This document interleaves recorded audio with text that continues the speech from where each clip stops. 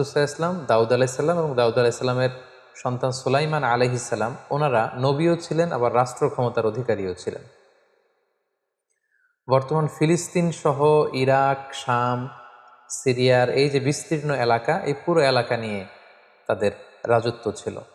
এবং দাউদ আলাইহিসসালামের নেতৃত্বে এই পৃথিবীতে সর্বপ্রথম আল্লাহ তাআলার একটি অনুগত রাষ্ট্র প্রতিষ্ঠিত হয়, যেটা সীমানা ছিল আকাবা উপসাগর থেকে শুরু করে ফোরাত নদীর একেবারে পশ্চিম তীর পর্যন্ত।